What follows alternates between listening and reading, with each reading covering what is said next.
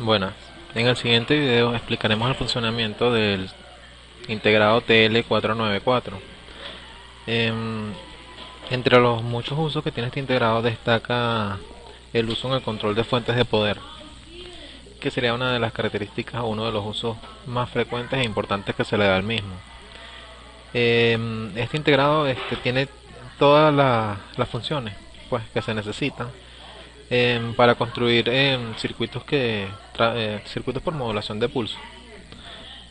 Lo que tenemos acá en pantalla sería el diagrama de bloque simplificado del mismo, en el cual podemos observar que él tiene dos amplificadores de error, serían estos que están acá, una referencia de 5 voltios, tiene flip-flops para el control de la salida, los cuales permiten el funcionamiento push-pull, tiene un comparador de control por tiempo muerto y un oscilador ajustable, que es el comparador de control.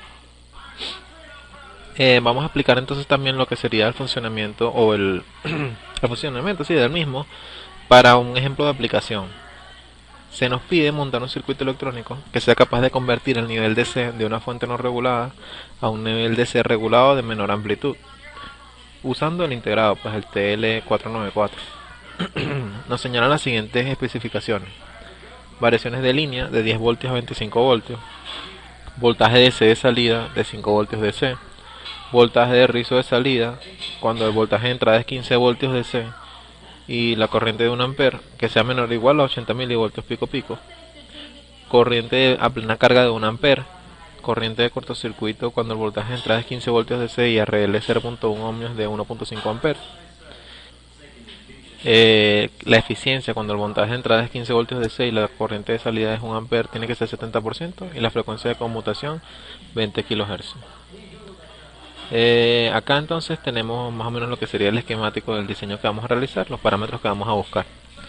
La mayoría de fórmulas que usaremos en este diseño se pueden encontrar en el datasheet o hoja de datos del integrado, por lo tanto no haremos mucho hincapié ni profundizaremos mucho en las ecuaciones que se van a utilizar, sino más bien en qué parámetros encontramos con la misma. Partimos diciendo que bueno, el voltaje de referencia es 5 voltios. Entonces vamos a calcular la red que toma la muestra de la tensión de salida. Como el voltaje de salida es igual al voltaje de referencia, R8 y R5 van a ser la misma. R5 es esta de acá y R8 es esta que está acá. Calcularemos entonces ahora la red de protección contra corte,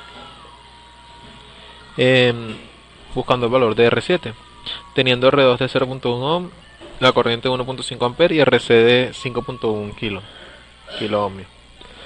La fórmula es esta que está acá, que como dijimos, bueno, no profundizaremos mucho en el hecho de la fórmula que tenemos, pero bueno, con estas condiciones que se toman de las condiciones iniciales, tenemos que R7 va a ser entonces 157 ohmios. Ahora vamos a calcular lo que serían los parámetros del filtro de salida usando las ecuaciones para un reductor. Tenemos aquí la ecuación de la bobina, que es igual al voltaje de entrada menos voltaje de salida sobre el delta de la corriente por el tiempo en encendido. Tenemos que la frecuencia de conmutación es 20 kHz, el voltaje de entrada 25 y el voltaje de salida 5 voltios de las condiciones que nos dieron, y el tiempo en encendido 10 microsegundos. A sustituir los valores y para lograr un rango de regulación de corriente de carga, vamos a aplicar entonces el criterio de inductancia crítica, con lo que tenemos el delta de la corriente de 2 amperes. Entonces podemos ahora calcular el valor de la bobina, sustituyendo acá en la fórmula que habíamos mostrado al principio. Tenemos que la bobina va a ser de 100 microhenrios. Ahora calculamos el valor de la red del oscilador. La frecuencia de oscilación es 1.1 por la resistencia por el capacitor. Asumimos un capacitor de 1 nanofaradio y la frecuencia de oscilación sabemos que es 20 kHz, o queremos obtener una frecuencia de 20 kHz. Por lo tanto, despejamos el valor de resistencia que nos da 55 kilo ohmios. Para calcular el